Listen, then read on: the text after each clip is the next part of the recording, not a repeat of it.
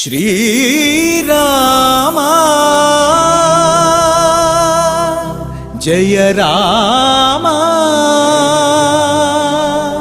रघुरामा।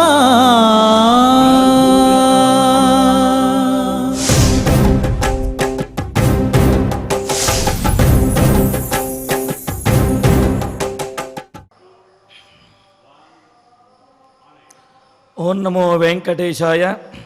लीलां विधत्से गुणसंवृतस्त्वं प्रपन्नभक्तानुविधानहेतोः नानावतारैः सुरमानुषाद्यैः प्रतीयसे ज्ञानिभिरेव नित्यम्। ఓ రామచంద్ర స్వామి, ఆశ్రయించినటువంటి భక్తులందరినీ కూడా సంరక్షించడం కోసము అనేకమైన గుణములను సంతరించుకుని అనేక విభవ అవతారములను దాల్చి నరకేసరిగా మానవునిగా జలచరముగా ఈ విధంగా యోగ్యమైనటువంటి సముచితమైనటువంటి సందర్భోచితమైనటువంటి అవతారములను దాల్చి ఈ లోకమంతటినీ కాపాడుతూ సంరక్షిస్తున్నటువంటి నిన్ను దేవతలు, అదేవిధంగా జ్ఞానవంతులైనటువంటి మానవులు కూడా ఆశ్రయించి సేవించి తరిస్తూ ఉన్నారు.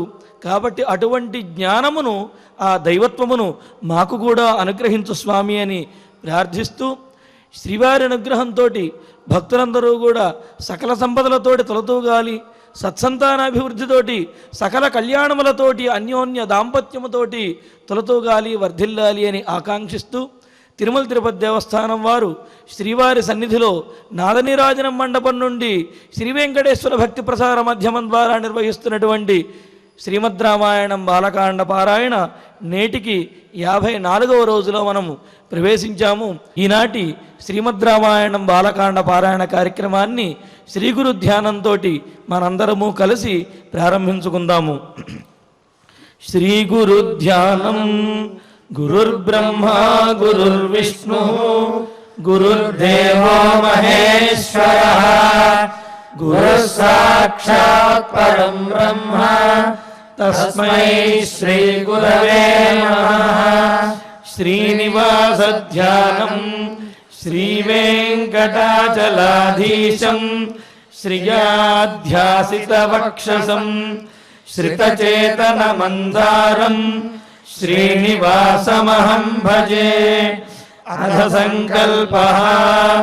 శ్రీమదాదివరాహ క్షేత్రే విరాజమానస్య శ్రీ పద్మావతీ జానేః అఖిలాండకోటి బ్రహ్మాండ నాయకస్య శ్రీరామచంద్ర రూపాంతరస్య భగవతః శ్రీ వెంకటేశ్వర స్వామినః సన్నిధౌ హనుమత్ సీతా లక్ష్మణ భరత శత్రుఘ్న పరివార సమేత శ్రీరామచంద్ర పరబ్రహ్మణః పరిపూర్ణానుగ్రహేణ అస్మిన్ భువనే అతిశీఘ్రమేవ విశూచికా క్రిమేః వినాశనార్థం భారతవర్షస్య అభివృద్ధౌ నిమగ్నానాం విద్యా విత్త వాణిజ్య కృషి వైద్య వైజ్ఞానిక దేశ రక్షణాది రంగేషు విద్యమానానాం ఆస్తిక మహాజనానాం సర్వేషాం సకుటుంబానాం ఆయురారోగ్యైశ్వర్య సద్బుద్ధి ఇత్యాది సర్వశుభఫల ప్రాప్త్యర్థం తేషాం సర్వతోముఖాభివృద్ధి ద్వారా శ్రీరామరాజ్యస్య పునర్వ్యవస్థాపనార్థం అనూఢానాం శీఘ్రమేవ వివాహ సిద్ధ్యర్థం దంపతీనాం అనుకూల దాంపత్య సిద్ధ్యర్థం సంతానార్థినాం శీఘ్రమేవ సత్సంతాన ప్రాప్త్యర్థం తతః పితృదేవతా ప్రీత్యర్థం గో సంరక్షణార్థం చ సకల సంపత్ప్రదే శ్రీమద్వాల్మీకి రామాయణాంతర్గతే బాలకాండే యథాశక్తి శ్లోకవ్యాఖ్యానపురస్సరం పంచమ సర్గ శ్లోక పారాయణం తథా శ్రీమద్యోగవాసిష్ఠే విశూచికా మహామారీ నివారకస్య మహామంత్రస్య పారాయణం శ్రీధన్వంతరి మంత్ర పారాయణం చ అన్యోన్య సాహాయ్యేన ఆచార్యముఖేన కరిష్యామహే. శ్రీ వాల్మీకి ప్రార్థనా. వాల్మీకిర్మునిసింహస్య కవితావనచారిణః శృణ్వన్ రామకథానాదం కో న యాతి పరాం గతిం. శ్రీ ఆంజనేయ ప్రార్థనా.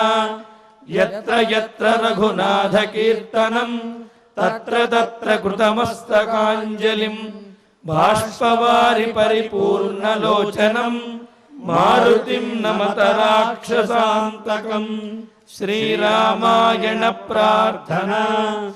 వేదవేద్యే పరే పుంసి జాతే దశరథాత్మజే వేదః ప్రాచేతసాదాసీత్ సాక్షాత్ రామాయణాత్మనా. శ్రీరామ ప్రార్థనా. ఆపదామపహర్తారం దాతారం సర్వసంపదాం లోకాభిరామం శ్రీరామం భూయో భూయో నమామ్యహం. శ్రీరామచంద్ర పరబ్రహ్మణే నమః. అథ శ్రీమద్ రామాయణే బాలకాండే పంచమః సర్గః. శ్రీ గురుభ్యో నమః. శ్రీ వెంకటేశ చరణౌ శరణం ప్రపద్యే. శ్రీరామాయ నమః. ఏ చ బాణైర్న విద్యంతి వివిక్తమపరాపరం శబ్దవేద్యం చ వితతం లఘుహస్తా విశారదాః. ఆ అయోధ్య యొక్క వైభవాన్ని, ఐశ్వర్యాన్ని, అక్కడ ఉండేటటువంటి ఉత్తమ దేవతా స్త్రీల వంటి ఆ సౌభాగ్యవతుల్ని అంతని వర్ణించి మహర్షి అక్కడ ఉండేటటువంటి శూరుల్ని ఇలా వర్ణిస్తున్నారు. ఎవరంటే చాలా గొప్ప బలవంతులు. వారి గురించి వారు చాలా గొప్ప బలవంతులు అని ఎలా చెప్పాలి మనకి చూపిస్తారు. వారు శత్రువు పైన కొన్ని సందర్భాల్లో బాణములతో న విద్యంతి, వారిని వధించరు. ఎటువంటి వారిని వధించరు? శత్రుశేషం రుణశేషం ఉండకూడదంటారు కదా. కానీ కొన్ని సందర్భాల్లో ఆ పని అయోధ్యావాసులు చెయ్యరు. వివిక్తం, తన గుంపు నుంచి విడివడిపోయి ఒంటరిగా ఉన్నవాడి మీద అదే అదనుగా అవకాశం దొరికితే పెద్ద వీరత్వంతో పరాక్రమంతో వాడి మీద దాడి చెయ్యరు. అంటే ఎంత జాలి ఉండాలి, ఎంత దయ ఉండాలి, ఎంత కనికరం ఉండాలి, అప్పుడు కదా ఇలాంటి ప్రవృత్తి కలుగుతుంది. ఇంకొక సందర్భంలో కూడా వారు ఏ విధమైనటువంటి హాని తలపెట్టరు. అపరాపరం చాలా వ్యుత్పత్తి వల్ల తెలుసుకోవలసిన శబ్దం. ఎవరికైతే పరులు తనకంటే పెద్దవాళ్ళు, అపరులు తనకంటే చిన్నవాళ్ళు లేకుండా ఉంటారో అతడు అపరుడు అన్నమాట. తనకంటూ ఎవరూ లేని వాళ్ళు. దానికి తాత్పర్యం ఏమి అంటే తన వల్లే వంశాభివృద్ధి అవ్వాల్సిన సందర్భంలో కూడా తను ఒక్కడే ఇంటికి ఒక నలుసు అనే సందర్భంలో అలాంటి వాడిని కూడా ఏమీ చేయరు. అతడు ఎంతటి శత్రువైనా సరే, ఎంతటి బాధించిన వాడైనా సరే, ఇంకొక సందర్భంలో కూడా అలాంటి వ్యక్తిని ఏమీ చేయకుండా, ఏమీ బాధించకుండా ఉంటారు అక్కడి యోధులు అని చెప్తారు. వితతం అని అంటే పోరాడలేక పారిపోతూ ఉండేవాడిని పట్టి బంధించి చెలరేగిపోయి హింసించే స్వభావులు కాదు మన అయోధ్యావాసులు, అయోధ్యా వీరులు. ఇక్కడ అయోధ్యావాసులు ప్రజలు వేరే, వీరులు వేరే ఇలా లేదు. అందరూ వారే, అందరూ సైనికులే అన్నట్లు, అందరూ స్తుతిపాఠం చేయగలిగిన వారైనట్లు, అందరూ యుద్ధం చేయగలిగిన వారైనట్లు వీరి గురించి ఒక మంచి ప్రస్తావన చేశారు. ఇప్పుడు చంపాల్సిన వ్యక్తి, తనకు అపకారం చేసినటువంటి వ్యక్తి ఎదురుకుండా కనిపిస్తే, అది కూడా జిక్కితే విదిలేసుకునేవాడు తెలివైనవాడు ఎలా అవుతాడు? ఒకవేళ అలా విదిలిపెట్టేస్తే అది చేతకాంతనం కాబోలేమో అనే సందేహం వస్తుంది. మహర్షి వెంటనే సమాధానం చెప్తారు. లఘుహస్తాహ విశారదాహ. అక్కడ ఉండేటటువంటి యోధులంతా కూడా లఘుహస్తులు అన్నారు. హస్తము అంటే చెయ్యి అని కదా, లఘు అంటే బాగా వాటమైన అని అర్థం అన్నమాట. అంటే మంచి చేతి వాటం కల. ఏమి తాత్పర్యం? మంచి సుశిక్షణను పొందినవారు అని అర్థమట. అంటే ఒక వ్యక్తి బాగా కారు నడపగలిగితే ఎలాంటి దారిలో అయినా సరే, పక్క వాళ్ళు నిద్రపోతున్నా సరే, కొంచెం అటు ఇటుగా ఉన్నా సరే, ఆ కారు కండిషన్ ఎలా ఉన్నా సరే, అలా ఒడుపుగా ఏకాస్త ఇబ్బంది లేకుండా కూర్చున్న వాళ్ళకి కారులో వాళ్ళకి తీసుకెళ్ళిపోతాడు అని చెప్పుకుంటూ ఉంటారే, గొప్ప డ్రైవర్ అండి, ఏకాస్త శ్రమ లేకుండా తీసుకొచ్చేసాడు అని. అది నైపుణ్యం అన్నమాట. అలాంటి నైపుణ్యంతో ఉన్నవారు అని చెప్పడం కోసం లఘుహస్తాహ అని చెప్పారు మహర్షి. ఆ తర్వాత ఇంకొక మాట చెప్తారు. ఎంత లఘుహస్తులైనా సరే, ఎంత నేర్పరులైనా సరే, మరి ఆ సమయానికి ఆ విషయం గుర్తొచ్చి దాన్ని అమలు చేయగలగాలి కదా. అది చేయలేక వీళ్ళు ఇలా ఉండిపోయి ఉంటారు అని ఇంకొక అనుమానం వస్తుంది. అప్పుడు ఎలా ప్రవర్తించాలో, ఎలా ప్రయోగించాలో, ఆ బాణం ఎలా వెయ్యాలో నేర్చుకోక కాదు లఘుహస్తాహ, నేర్చుకున్న గుర్తురాక కాదు విశారదాహ. శారదాహ అన్నదానికి చాలా పండితులు అని అర్థం అన్నమాట. విశారదాహ అన్నదానికి మిక్కిలి పండితులు అని అర్థం అన్నమాట.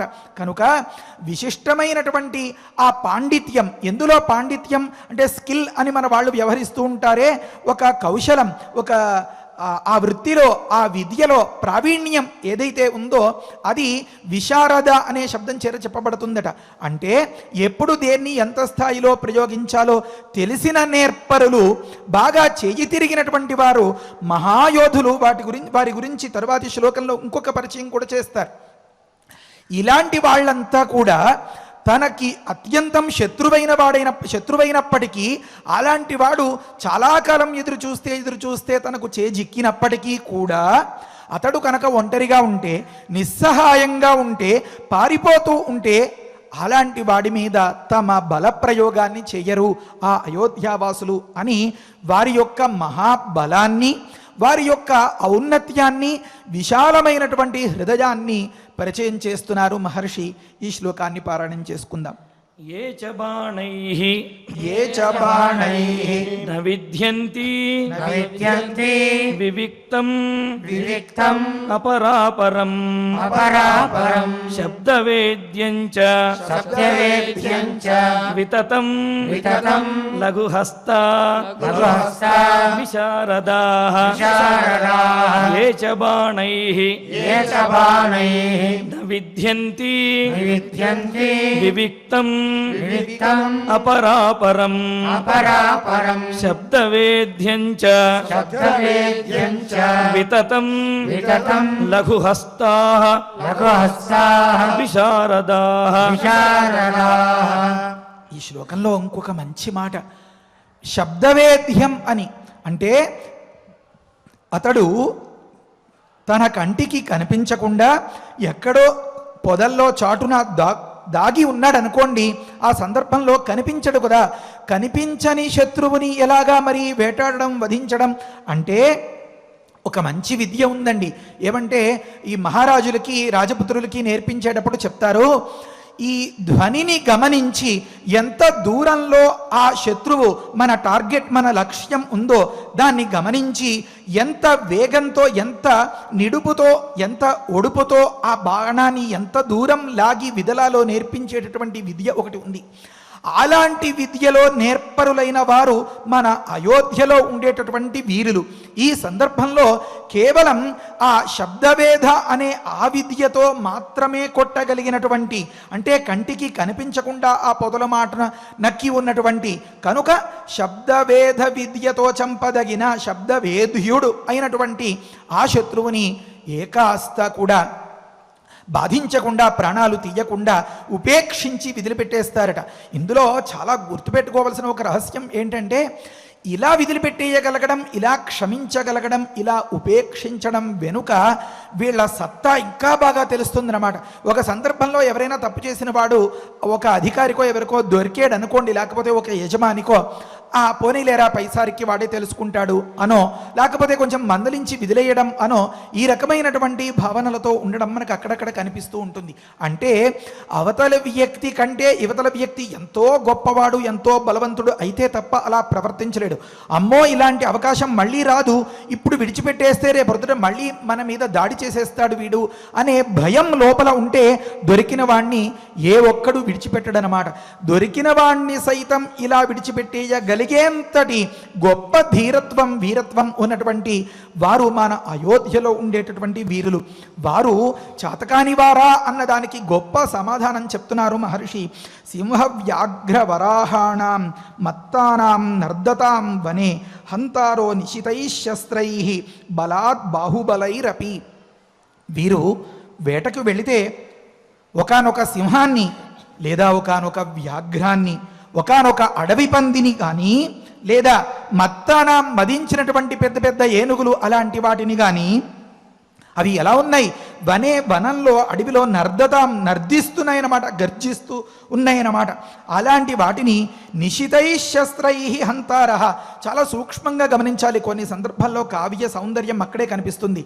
శస్త్రములతో, వాడి అయిన వారి బాణములతో హంతారహ చంపగలిగిన వారు వీరు అని చెప్పారు. అంటే ఒక బాణ ప్రయోగం ఎప్పుడు ప్రయోగించాల్సి వస్తుంది, బాణం ఎప్పుడు ప్రయోగించాల్సి వస్తుంది, ఆ బాణం విదలగలిగినంతటి దూరంలో ఉంటే, మరి దగ్గరగా ఉంటేనో అలా కాదు. కనుక బాణములతో శస్త్రములతో చంపగలిగిన యోధులు అంటే అంత దూరం నుంచి అలా ఉరుక్కుంటూ గర్జిస్తూ వచ్చేటటువంటి సింహాన్ని సైతం ఒక్క బాణం వేసి చంపేయగలగరన్నమాట.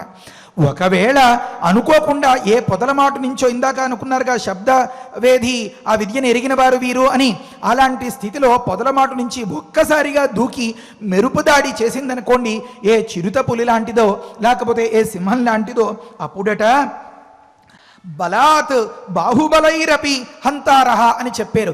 కేవలం తన 2 చేతులని ఉపయోగించి ఆయుధంగా ఒక్క దెబ్బలో ఆ సింహాన్ని సైతం చంపేయగలిగినటువంటి మహావీరులట వీరు. ఇంతటి పరాక్రమం కలగడానికి ఏమేమి కారణం? ఇంతకుముందు అనుకున్న మంచి శిక్షణ, మంచి సమయస్ఫూర్తి, మంచి బాహుబలం, మల్లయుద్ధం చేయగలిగినటువంటి సమర్థులన్నమాట. వీటన్నింటికంటే మించిన ఇంకొక బలం ఉందిట వారికి. అంటే నెగ్గే ప్రతి వాడికి ఉండవలసినది ఖచ్చితంగా ఉండేది ఏమనంటే బలాతు అని విడిగా ఇంకొక మాట చెప్పారు కదా. బాహుబల అనే మాట చేత ఈ చేతులకు ఉండేటటువంటి బలం తెలిసింది. మరి విడిగా బలాతు అని చెప్పడంలో ఉద్దేశం, ఆంతర్యం ఏమి అంటే మనోబలం అని వివరిస్తారు అక్కడ. కనుక ఎంతటి పరాక్రమవంతుడైనకైనా సరే గుండె బలం అనేది చాలా ముఖ్యం. అలాంటి గుండె బలంతో, కేవలం మనోబలంతో ఏకాస్త బెదిరిపోకుండా అలాంటి సింహాల్ని సైతం మట్టుపెట్టేటటువంటి సింహబలురైనటువంటి మన అయోధ్యాపురవాసులైన ఈ మహావీరులు సామాన్యుణ్ణి, నిస్సహాయుణ్ణి, ఏమీ చేయలేని స్థితిలో పలాయనం చిత్తగిస్తుండే వాడిని ఏకాస్త బాధ పెట్టరు అని చెప్పారన్నమాట. ఈ శ్లోకాన్ని చదువుకుందాం. సింహం వ్యాఘ్ర వరాహాణం మత్తానాం నర్దతాం వనే హంతారః నిశితైః శస్త్రైః బలాత్ బాహుబలైరపి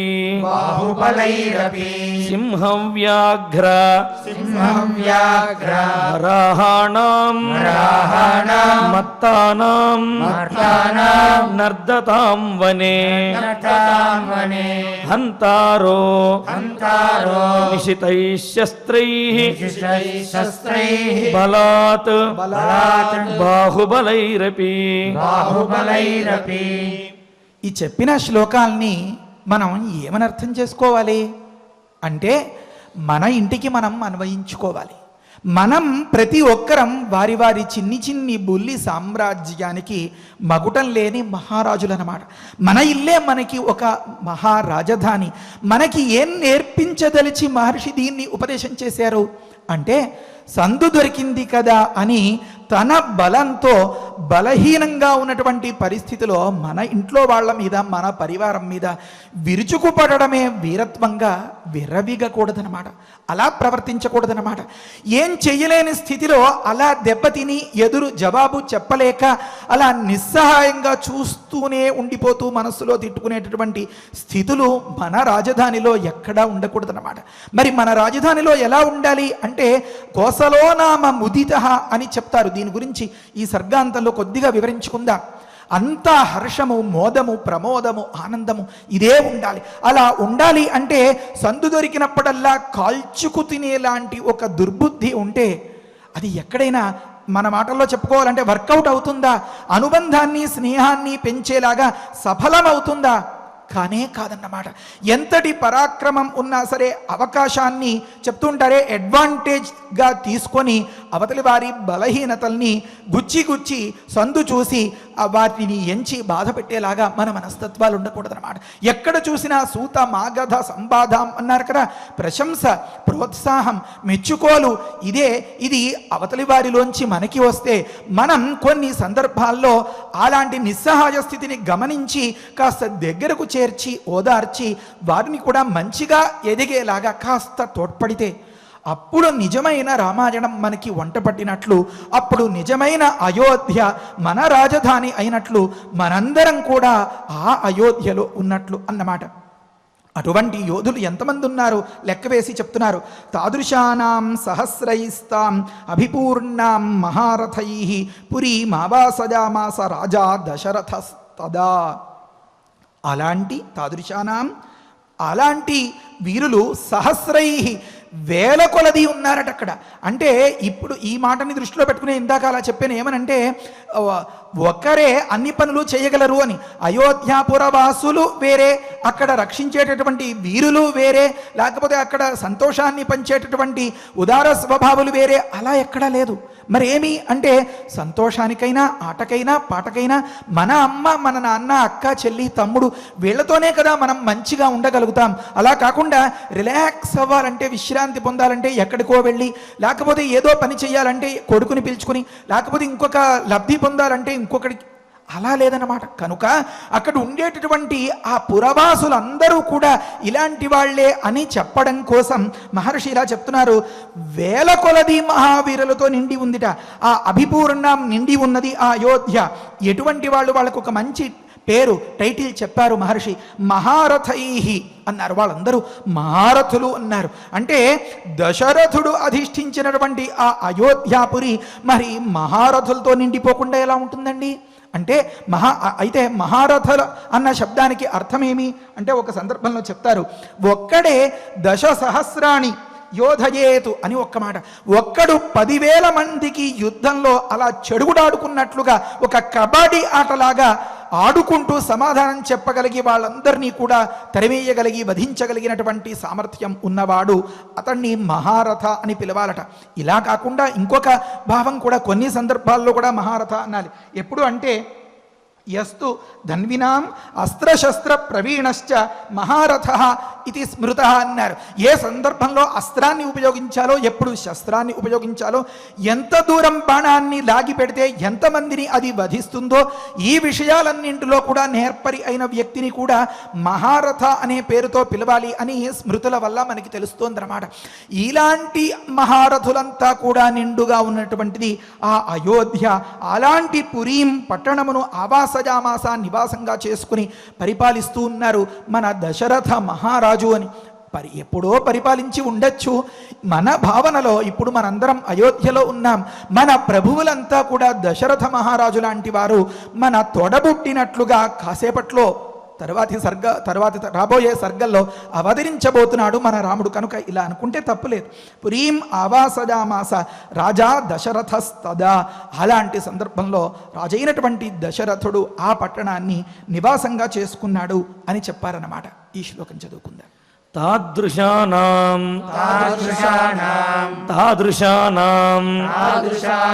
సహస్రైస్తాం అభిపూర్ణాం మహారథైః పురీం ఆవాసయామాస రాజా దశరథస్తదా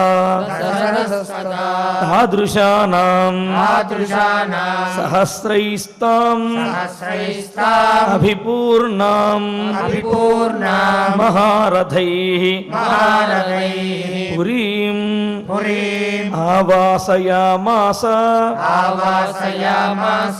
రాజా దశరథస్తదా. ఈ రకంగా ఇంతవరకు అస్త్రబలం, శస్త్రబలం, లేకపోతే మహావీరులు, అతిరథులు, ఇలాంటి బలాన్ని అంతని చూపించారు మహర్షి. మరి సర్గలో ఆఖరి శ్లోకం ఒకదాన్ని చెప్తారు. ఏదో మంచి అందమైనటువంటి చీరకు పెద్ద బోర్డర్ పెట్టి ఆ చీర అందాన్ని పెంచినట్లుగా, ఒక తావళానికి మేరువు అన్నట్లుగా కూడా గతంలో ఎప్పుడో మనం ఒకసారి అనుకున్నాం. అలా లేకపోతే ఒకానొక గట్టులాగా, ఒకానొక హద్దులాగా, లేకపోతే ఒక కొంగుకి వేసినటువంటి చిట్ట చివరి ముడిలాగా మహర్షి ఛందస్సు మార్చి ఇంకొన్ని ఎక్కువ అక్షరాలతో ఇంకొంచెం తృప్తిగా ఆఖరి ముద్దాని గిన్నెంతా ఊడ్చి అమ్మ అలా గోటితో తినిపించినట్లుగా ఒక మంచి శ్లోకాన్ని చెప్తారు. తాం అగ్నిమద్భిః గుణవద్భిః ఆవృతాం ద్విజోత్తమైః వేద షడంగపారగైః సహస్రదైః సత్యరతైః మహాత్మభిః మహర్షికల్పైః ఋషిభిశ్చ కేవలైః అని అన్నమాట.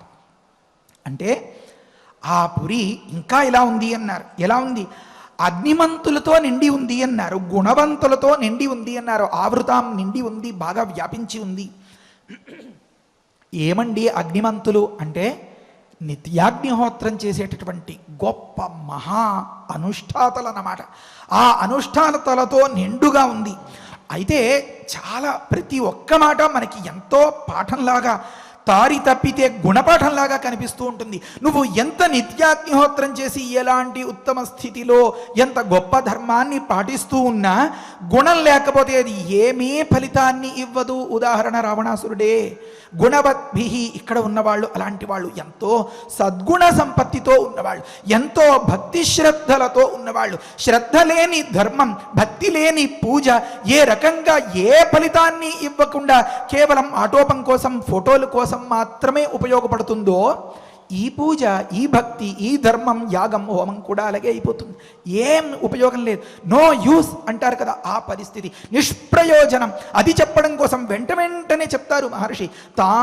తామగ్నిమద్భిః గుణవద్భిరావృతాం. ఎంత అందమైన మాటో చూడండి. ఎలాంటి వారు? వారంతా కూడా ద్విజోత్తమైః. అంతేకాకుండా ఏదో వేషం వేసి నాకు పట్టుబట్లు ఉన్నాయి కదా అని కట్టేసుకుని, డబ్బు ఉంది కదా అని, లేకపోతే బలం ఉంది కదా అని పురోహితుల్ని బలవంతంగా రప్పించుకుని మీరు మంత్రాలు చదవండి నేను చదువుతాను అని చెప్పి అందులో హోమాలు చేసే రకాలు కాదు.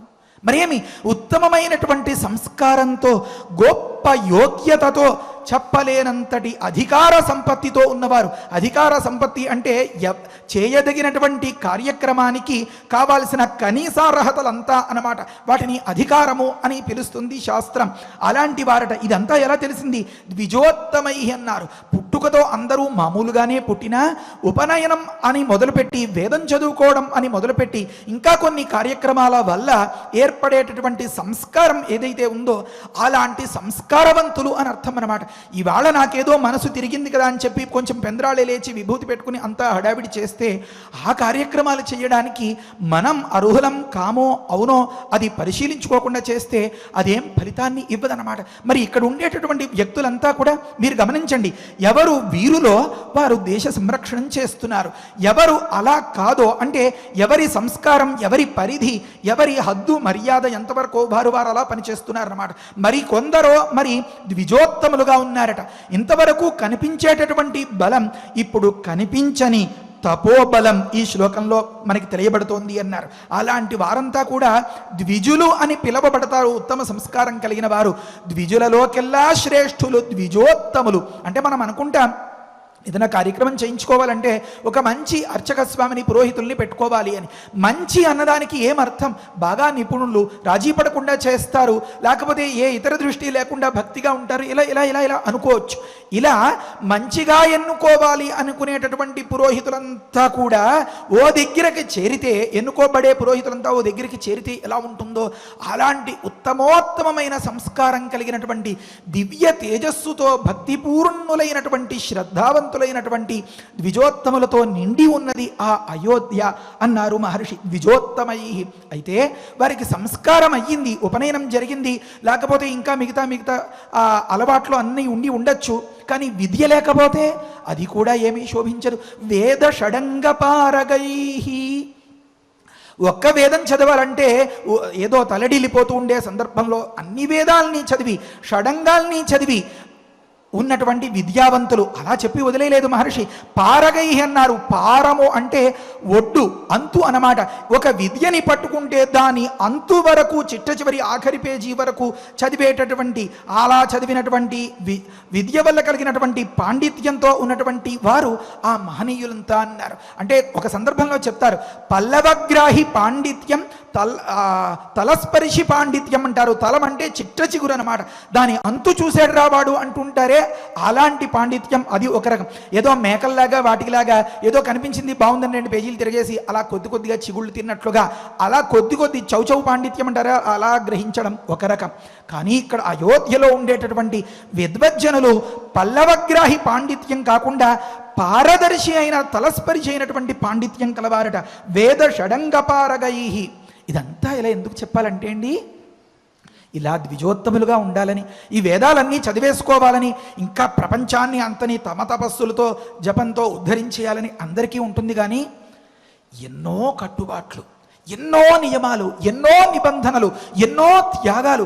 కడుపులో మలమల ఆకలితో మాడిపోతూ ఉంటే ఏమి నాకు తినడానికి దొరికేది అని అటు ఇటు కళ్ళు పరిగెడుతూ ఉంటే కడుపులో ఎలుకలు పరిగెడుతున్నాయని చెప్తుంటారే, అలాంటి స్థితిలో దానికి దేనికి ఆశపడక ఈరోజు ఉపవాసం అంటే ఉపవాసమే, అసలు ఆ ఆకలి బాధే లేదు తనకి, చుట్టూతా చూసేవాళ్ళు తినలేదు అనుకోవడం తప్ప అనే స్థితిలో ఉండాలంటే సామాన్యమా? శుభ్రంగా తెల్లవారుజామున రగ్గు కప్పుకుని గుర్రెట్టి పడుకోవాలి, లేకపోతే ఏసీ వేసుకుని హాయిగా నిద్రపోవాలి అనుకునే స్థితిలో పంచ ఉషఃకాల అని చెప్పి తెల్లవారుజామున లే లే లే అని తన ధర్మం తనకి ప్రబోధాన్ని కలిగిస్తూ ఉంటే, లోకానికి అంతకీ ప్రబోధాన్ని కలిగించడం కోసం కమ్మటి నిద్రను సైతం విడిచిపెట్టేసి చల్లటి నూతి నీళ్లు పోసుకుని, లేకపోతే మరొక దగ్గర స్నానం చేసి ఆ రకంగా అలా శ్రీరామ రామ రామ జపం చేస్తూ ఉండాలి. సంధ్యావందనం చేయాలి, అగ్నిహోత్రం చేయాలంటే అది తేలికైన పన? ఇలాంటి నిబంధనలు ఎన్నెన్నో తన తోటి వాళ్ళందరూ బస్సు దిగి లేకపోతే ఎక్కడెక్కడో తినేస్తారు అనుకోండి వేళటికి, ఇతడు మాత్రం ఒబ్బిడిగా ఓ పండో కాయో తిని అంతటితో అపక్వాహారంతో సరిపెట్టుకోవడం అంటే అది అంత తేలికైన పన? ఎంత విడిచిపెట్టాలి? జేబు నిండా డబ్బు, కడుపు నిండా ఆకలి, లేకపోతే శరీరం విశ్రాంతి కోరుతూ ఉంటుంది. ఈ డబ్బు ఖర్చు పెట్టి ఆ రోడ్డు మీద దొరికేటటువంటి ఆ వస్తువులు పదార్థాలు తినేసి కడుపు నింపుకోలేడా? నియమం, నిష్ఠ, నిగ్రహం ప్రతిదానితో, అంటే రుచి కోసం పరుగులెత్తకుండా కేవలం కడుపు నింపుకోవడం కోసమే దృష్టి పెట్టాలి అపక్వాహారం.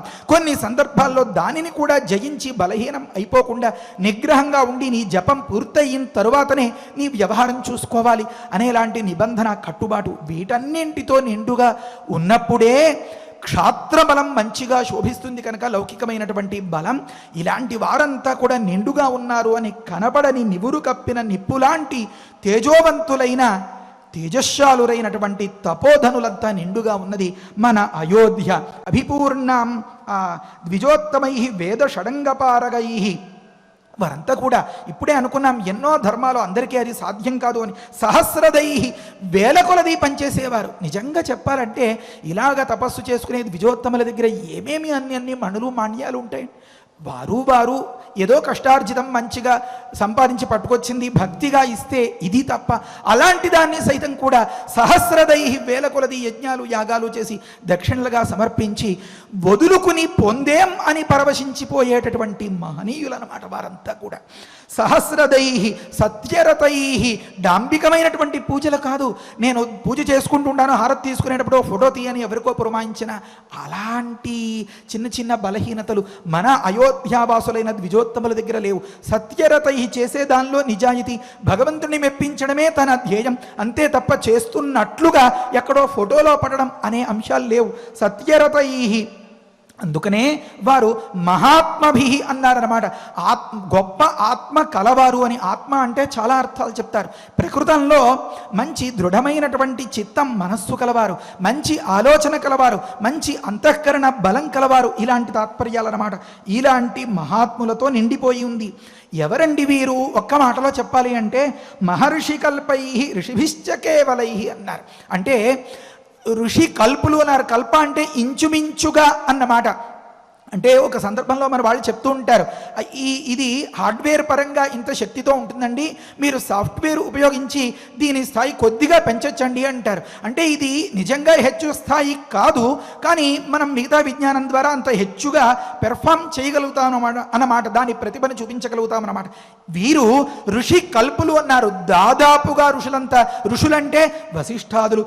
అంటే ఎక్కడో అడవిలో ఉండి అన్నింటినీ విడిచిపెట్టేసి కేవలం జపమాల పట్టుకుని దండం చేతికి ఆధారంగా పెట్టుకుని జపం తపస్సు చేసుకుంటూ మౌనంగా ఉండేటటువంటి మునులు ఒక దగ్గర నిత్యం సంసారంలో ఉంటూ పిల్లా పాపలు అమ్మా నాన్న వీరందరితో ఆనందిస్తూ ఈ అయోధ్యలో ధగధగ మెరిసిపోయేటటువంటి ఆ రాజధానిలో రత్నాలు పరిచినటువంటి అనేక భోగాలకి కొదవు లేకుండా ఉన్నటువంటి ఉత్తమోత్తమములైనటువంటి నారీమణులతో ఇల్లు కూడా కళకళ్ళాడిపోతూ ఉండేటటువంటి దశలో ఈ ఇళ్లలో ఉన్నటువంటి ఈ గృహస్థులు, ఈ యజమానులు కూడా అడవిలో ఉన్నంతటి ఋషులకు దీటుగా ఉన్నారు అని చెప్పడం కోసం చెప్తున్నారు మహర్షి కల్పై ఋషిభి.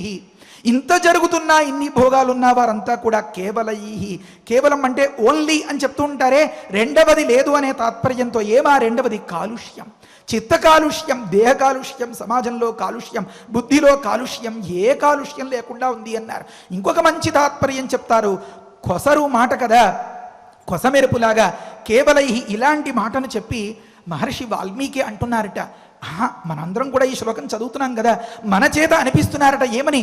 కేవల ఐహి అని విభాగం చేసి, ఓ కేవల, ఏ దోషాలు లేని రఘురామ శ్రీరామ ఐహి, ఇలాంటిది మా అయోధ్య, ఇక్కడకు దయచేయవయ్యా, ఇక్కడకు రావయ్యా అని చెప్పడం కోసం అన్నట్లుగా కేవల ఐహి గచ్చ ఆగచ్చ అనే అర్థం వచ్చేలాగా ఆ పదాన్ని ప్రయోగించారట. ఈ రకంగా అయోధ్య గురించి ఎంతో ఉత్తమమైనటువంటి వర్ణన. రెండు మాటలతో ఈనాటి ప్రవచనాన్ని నేను ముగించడానికి ప్రయత్నిస్తాను. శ్రీమద్ రామాయణాన్ని పరిశీలిస్తే మనం ఇంకా మొట్టమొదట్లో బాలకాండలో ఉన్నాం. రెండు నగరాలు ముఖ్యంగా కనిపిస్తాయి అన్నమాట. 3 నగరాలు మిథిలా నగరంతో కలిపి. కానీ ఇప్పుడు మనం చెప్పుకోవలసినవి 2 నగరాలు. ఏమనంటే, ఒకటి లంకానగరం, ఒకటి అయోధ్య నగరం. లంకానగరానికి రాజున్నాడు. అక్కడ కూడా ఎవరు? దశగ్రీవుడు. ఇక్కడ రాజుగారు ఉన్నారు, దశరథుడు. గ్రీవ శబ్దము కంఠానికి కంఠము అర్థం ఇస్తుందన్నమాట. గ్రీవము అంటే కంఠము, నోరు, ఆశకు, భోగానికి ఒక సంకేతం. 10 తలలతో 10 నోళ్లలో 20 చేతులతో పెట్టుకుని తిన్నా అంటే అనుభవించిన తరగనంతటి ప్రపంచ సంపదనంతని కూడా తరిగించేస్తూ బానిసలుగా చేసుకున్నటువంటి వాడు ఒక దగ్గర రాజు, ఒక దగ్గర దశరథుడు. తనకు ఉన్నటువంటి సాధనాల్ని అన్నీ మంచిగా జడములైనవి ఒక స్క్రూ డ్రైవర్ లాగా, లేకపోతే మంచి సెన్సర్ లాగా ఉన్న వాటిని, అంటే 10 ఇంద్రియాల్ని సైతం చెప్పు చేతల్లో పెట్టుకుని తను కష్టపడిన అవతల వాడికి కష్టం కలగకుండా సంతోషమే మిగలాలి అనే తాత్పర్యంతో ప్రవర్తిస్తున్న మన దశరథుడు అధిష్ఠించినటువంటి పూరి అయోధ్య. ఇది ఒకవైపు. ఒక దగ్గర ఆర్తనాదాలు, పీడలు, తన కోసం ప్రపంచాన్ని అంతని కూడా పట్టి పిండేసేలాంటి యోధుడు రాజుగా ఉన్నటువంటి లంకాపురి. ఒక దగ్గర ఏకాస్త ఎవరికి కష్టం లేకుండా అహర్నిశలు ప్రజా సంరక్షణే, అందరి నవ్వులే తన ఆనందం అనుకునేలాగా ప్రతి ఇంటికి ఒక్కొక్క దశరథ మహారాజు అన్నట్లుగా ఉన్నది మన అయోధ్య. 3 లోకాల్ని గెలిచి 3 దేవతల్ని సైతం తనకు పాదాక్రాంతులుగా చేసుకుని ఓడించి తన కోరిక దగ్గర ఓడిపోయినటువంటి పెద్ద వీరుడు దశకంఠుడు. ఇక్కడ సమస్తమైనటువంటి లోకానికి ఉపకారం చేస్తూ దేవేంద్రుడికి సైతం సహకారంగా ఉండి తన ఇంద్రియాల్ని వశపరుచుకుని తన వారందరినీ కూడా తనంతటగా చూసుకుంటూ ఏ ఒక్కరూ బాధపడకూడదు అని ఇంటింటా సౌభాగ్యం ప్రతి వ్యక్తి గుండెల్లోనూ ఆనందం అనేలాగా ఉన్నటువంటి దశరథుడు అధిష్ఠించినది మన అయోధ్య. అందుకనే ఈ అయోధ్య అనే పేరుతో దీనికి వ్యవహారం. ఇప్పుడు మనం ఆలోచించుకోవాలి, 320 పళ్ళు పటపట కొరుకుతూ ఉంటే ఆ కోపంతో ప్రతిధ్వనించేటటువంటి లంకానగరం గొప్పగా ఉంటుందా? మరి వందిమాగధులతో ప్రతి ఇంటా కూడా పిల్లల్ని పెద్దల్ని అందంగా ప్రోత్సహిస్తూ ఏ తప్పులు వెతకకుండా వారి మనస్సులు నొచ్చుకోకుండా అందంగా ఆనందంగా గడిపేటటువంటి మన అయోధ్యాపుర వాసులందరితో నిండుగా ఉన్నటువంటి ఈ సంతోషకరమైన అయోధ్య రాజధాని గొప్పదా? మనం ఎలా అలవాటు చేసుకోవాలి? మన పరిసరాల్ని సైతం అయోధ్యగా ఎలా తీర్చిదిద్దుకోవాలి అని మహర్షి మనకిస్తున్నటువంటి ఒక దివ్యమైన సందేశం కాదా ఇది? ఈ రకమైనటువంటి ఉత్తమమైన ఒక నగరాన్ని వర్ణించి ఉత్తమమైనటువంటి ఆలోచనలు వచ్చేలాగా మన అందరి చేత కూడా గొప్ప భాష ప్రతిజ్ఞ చేయించడానికా అన్నట్లుగా మహర్షి మన ఆలోచనలకే మన ప్రవృత్తుల్ని విదిలేస్తూ చూసుకోండరా అన్నట్లుగా ఇంతటితో ముగించి చిన్న విరామం ఇచ్చాడు. ఎప్పటి వరకు? రేపటి వరకు. రేపు తరువాతి సర్గని మనం వర్ణించుకుందాం. ప్రపంచంలో ప్రతి ఒక్కరికి రామానుగ్రహం కలిగి అందరూ సుఖంగా ఉండి వర్ధిల్లెదరుగాక. హరయే నమః. స్వస్తి. తామగ్నిమద్భిః గుణవద్భిరావృతాం ద్విజోత్తమైః వేదషడంగపారగైః సహస్రదైః సత్యరతైః మహాత్మభిః మహర్షికల్పైః ఋషిభిశ్చ కేవలైః తామగ్నిమద్భిః గుణవద్భిరావృతాం ద్విజోత్తమైః వేదషడంగపారగైః సహస్రదైః సత్యరథైర్మహాత్మభిః మహర్షికల్పైః ఋషిభిశ్చ కేవలైః. ఇప్పటి వరకు రసరమ్యమైనటువంటి ప్రవచనాన్ని మనం ఆస్వాదించాము. ఇక్కడ చూడండి, అయోధ్య ప్రజల యొక్క ఆ మనస్తత్వం ఎలా ఉన్నది, వారు వీరులైనప్పటికీ కూడా వాళ్ళ యొక్క క్షమాగుణం ఎలా ఉన్నది అనే విషయాన్ని చక్కగా తెలియజేశారు. మనం చిన్నప్పుడు ఒక వేమన శతకంలో ఉన్న ఒక పద్యాన్ని చదువుకున్నాము. సంపదగిన ఎట్టి శత్రువు తనజేయట చిక్కినేని కీడు చెయ్యరాదు పొసగ మేలు చేసి పొమ్మనటి చాలు విశ్వదాభిరామ వినరవేమ అనే ఆ పద్యం చదివినప్పుడు ఎవరైనా ఇలా చేస్తారా, అసలు ఇటువంటి వారు ఉంటారా అనే సంశయం ప్రతివారికి కలుగుతుంది. శత్రువు చంపదగినటువంటి వాడు అయినప్పటికీ కూడా వాడిని వదిలిపెట్టాలి అని చెప్పారు అని. కానీ అటువంటి వారు అయోధ్య నగరంలో అందరూ ఉన్నారు అనే విషయాన్ని మనం ఆచార్యుల ద్వారా తెలుసుకున్నాము. అంతేకాదు పెద్ద పెద్ద సింహాలని వ్యాఘ్రాలని వధించినటువంటి గజములను కూడా సంహరించగలిగినటువంటి శక్తి ఉండి కూడా సామాన్యులను కూడా విడిచిపెట్టేటటువంటి వారు. అంటే క్షమాశక్తౌ జ్ఞానే మౌనం క్షమాశక్తౌ త్యాగే శ్లాఘా విపర్యయ అని చెప్పినట్లుగా క్షమాగుణం ఉన్నప్పుడే ఆ వీరత్వం అనేది శోభిల్లుతుంది అని, అదేవిధంగా ఎంత గొప్ప కార్యాలు చేస్తున్నప్పటికీ కూడా అది వారు నిష్ఠగా చేసేవారు తప్ప ఏదో లోకము యొక్క మెప్పు కొరకు కాదు, లోక కళ్యాణం కొరకే చేసేవారు అనే ఈ పరమార్థాన్ని ప్రబోధాత్మకమైనటువంటి ప్రవచనాన్ని మనం చక్కగా ఆస్వాదించాము. ఆ విషయాలంటినీ కూడా తలుచుకుంటూ ఈ శ్లోకాలని మరొక్కసారి అఖండంగా పారాయణ చేసుకుందాం. ఏ చ బాణైర్న విద్యంతి వివిక్తమపరాపరం శబ్దవేద్యం చ వితతం లఘుహస్తా విశారదాః సింహం వ్యాఘ్రవరాహాణం మత్తానాం నర్దతాం వనే బ్రాహ్మణే హంతారో నిశితైః శస్త్రైః హంతారో నిశితైః శస్త్రైః బలాద్ బాహుబలైరపి బలాద్ బాహుబలైరపి తాదృశానాం సహస్రైస్తాం తాదృశానాం సహస్రైస్తాం అభిపూర్ణాం మహారథైః అభిపూర్ణాం మహారథైః పురీమావాసయామాస పురీమావాసయామాస రాజా దశరథస్తదా రాజా దశరథస్తదా తామగ్నిమద్భిర్గుణవద్భిరావృతాం తామగ్నిమద్భిర్గుణవద్భిరావృతాం ద్విజోత్తమైర్వేదషడంగపారగైః ద్విజోత్తమైర్వేదషడంగపారగైః సహస్రదైః సత్యరథైర్మహాత్మభిః సహస్రదైః సత్యరథైర్మహాత్మభిః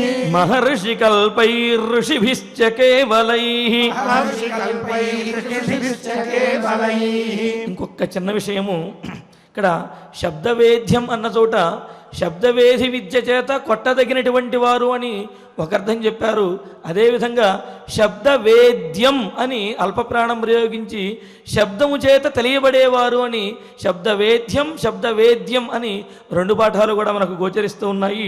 మరి అటువంటి ఈ భావాలన్నింటినీ కూడా మనసులో ఉంచుకుని ఈ సర్గను పూర్తి చేసుకుందాము. ఇత్యార్షే శ్రీమద్ రామాయణే శ్రీమద్ రామాయణే బాలకాండే బాలకాండే పంచమః సర్గః పంచమః సర్గః. ఫలశ్రుతి నుండి మంగళాంతము వరకు మనందరము కలిసి పారాయణ చేసుకుందాం. ఫలశ్రుతి కుటుంబ వృద్ధిం ధనధాన్య వృద్ధిం స్త్రియస్య ముఖ్యా సుఖముత్తమం చ శ్రుత్వా శుభం కావ్యమిదం మహార్థం ప్రాప్నోతి సర్వాం భువి చార్థ సిద్ధిం. శ్రీరామచంద్ర పరబ్రహ్మణే నమః. అథ శ్రీమద్యోగవాసిష్ఠే ఉత్పత్తి ప్రకరణే ఏకోనసప్తతితమః సర్గః.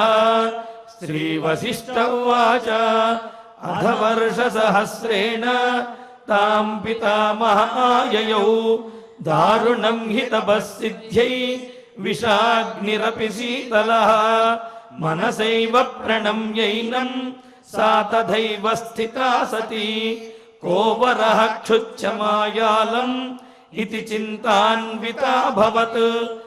ఆస్మృతం ప్రార్థయిష్యేహం వరమేకమిమం విభుం అనాయసీ చాయసీ చ స్యామహం జీవసూచికా అస్యోక్త్యా ద్వివిధా సూచిః భూత్వా లక్ష్యా విశామ్యహం ప్రాణినాం సహ సర్వేషాం హృదయం సురభిర్యథా యథాభిమతమేతేన గ్రసేయం సకలం జగత్ క్రమేణ క్షుద్వినాశాయ క్షుద్వినాశః పరం సుఖం ఇతి సంచింతయంతీం తాం ఉవాచ కమలాలయః. అన్యా దృశ్యాస్తదా దృష్ట్వా స్తనితాభ్రరవోపమం బ్రహ్మోవాచ పుత్రికర్కటికే రక్షః కులశైలాభ్రమాలికే ఉత్తిష్టద్వంతు దుష్టోస్మి గృహాణాభిమతం వరం.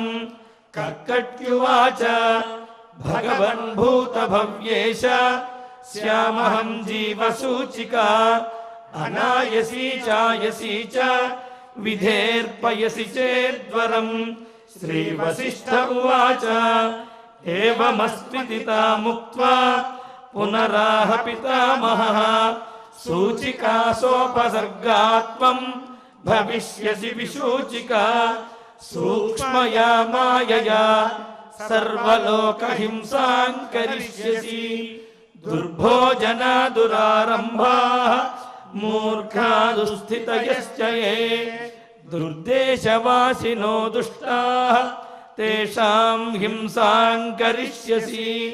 ప్రవిశ్య హృదయం ప్రాణైః పద్మప్లీఘాదిబాధనాత్ వాతలేఖాత్మికా వ్యాధిః భవిష్యసి విశూచికా. సగుణం విగుణం చైవ జనమాసాదయిష్యసి. గుణాన్విత చికిత్సార్థం మంత్రో యంతుమయోచ్యతే. బ్రహ్మోవాచ హిమాద్రేరుత్తరే పార్శ్వే కర్కటీ నామ రాక్షసీ విషూచికాభిధానాస నామ్నాప్యన్యాయబాధికా. తస్యాః మంత్రః ఓం హ్రీం హ్రాం హ్రీం రాం విష్ణుశక్తయే నమః. ఓం హ్రీం హ్రాం హ్రీం రాం విష్ణుశక్తయే నమః. ఓం హ్రీం హ్రాం హ్రీం రాం విష్ణుశక్తయే నమః. ఓం నమో భగవతి విష్ణుశక్తిమేనాం. ఓం హర హర నయ నయ పచ పచ మధ మధ ఉత్సాదయ ఉత్సాదయ దూరే కురు స్వాహా. హిమవంతం గచ్చ జీవ సహ సహ సహ చంద్రమండలగతోసి స్వాహా. ఓం నమో భగవతి విష్ణుశక్తిమేనాం. ఓం హర హర నయ నయ పచ పచ మధ మధ ఉత్సాదయ ఉత్సాదయ దూరే కురు స్వాహా. హిమవంతం గచ్చ జీవ సహ సహ సహ చంద్రమండలగతోసి స్వాహా. ఓం నమో భగవతి విష్ణుశక్తిమేనాం. ఓం హర హర నయ నయ పచ పచ మధ మధ ఉత్సాదయ ఉత్సాదయ దూరే కురు స్వాహా. హిమవంతం గచ్చ జీవ సహ సహ సహ చంద్రమండలగతోసి స్వాహా. ఇతి మంత్రీ మహామంత్రం న్యస్య వామకరోదరే మార్జయేదాతురాకారం తేన హస్తేన సంయుతః. హిమశైలాభిముఖ్యేన విద్రుతాం తాం విచింతయేత్. కర్కటీం కర్కశాక్రందాం మంత్రముద్గరమర్దితాం ఆతురం చింతయేచ్చంద్రే రసాయన హృది స్థితం. అజరామరణం యుక్తం ముక్తం సర్వాధివిభ్రమైః. సాధకో హి శుచిర్భూత్వా స్వాచాంతః సుసమాహితః. క్రమేణానేన సకలాం ప్రోచ్ఛినత్తి విశూచికాం. ఇతి గగనగతః త్రిలోకనాథః గగనగ సిద్ధగృహీత సిద్ధమంత్రః గతః ఉపగత శక్రవంద్యమానః. నిజపురం అక్షయం ఆయం ఉజ్వలశ్రీః. ఇతి శ్రీమద్యోగవాసిష్ఠే ఉత్పత్తి ప్రకరణే ఏకోనసప్తతితమః సర్గః. అథ ధన్వంతరి ధ్యానం అచ్యుతానంద గోవింద విష్ణో నారాయణామృత. రోగాన్ మే నాశయాశేషాన్ ఆశు ధన్వంతరే హరే. ఆరోగ్యం దీర్ఘమాయుష్యం బలం తేజోధియం శ్రియం. స్వభక్తేభ్యోనుగృహంతం వందే ధన్వంతరిం హరిం. ధన్వంతరేరిమం శ్లోకం భక్త్యా నిత్యం పఠంతి యే. అనారోగ్యం న తేషాం స్యాత్ సుఖం జీవంతి తే చిరం. ఓం నమో భగవతే వాసుదేవాయ. ధన్వంతరయే అమృతకలశహస్తాయ వజ్రజలౌకహస్తాయ సర్వామయ వినాశనాయ త్రైలోక్యనాథాయ మహావిష్ణవే స్వాహా. ఓం వాసుదేవాయ విద్మహే సుధాహస్తాయ ధీమహి తన్నో ధన్వంతరి ప్రచోదయాత్. అధనవగ్రహ ప్రార్థనా ఆరోగ్యం పద్మబంధుర్వితరతు నితరాం సంపదం శీతరశ్మిః భూలాభం భూమిపుత్రః సకలగుణయుతాం వాగ్విభూతిం చ సౌమ్యః సౌభాగ్యం దేవమంత్రి రిపుభయశమనం భార్గవః శౌర్యమార్గిః దీర్ఘాయుస్సైనికేయః విపులతరయశః కేతుః ఆచంద్రతారం అరిష్టాని ప్రణశ్యంతు దురితాని భయాని చ శాంతిరస్తు శుభం మేస్తు గ్రహాః కుర్వంతు మంగళం. అధక్షమా ప్రార్థనా యదక్షరపదభ్రష్టం మాత్రాహీనం చ యద్భవేత్ తత్సర్వం క్షమ్యతాం దేవ నారాయణ నమోస్తుతే. అథ భగవత్సమర్పణం కాయేన వాచా మనసేంద్రియైర్వా బుద్ధ్యాత్మనా వా ప్రకృతే స్వభావాత్ కరోమి యద్యత్ సకలం పరస్మై నారాయణాయేతి సమర్పయామి. అథ మంగళం శ్రియః కళ్యాణ నిధయే నిధయేర్దినాం శ్రీవేంకట నివాసాయ శ్రీనివాసాయ మంగళం. నమో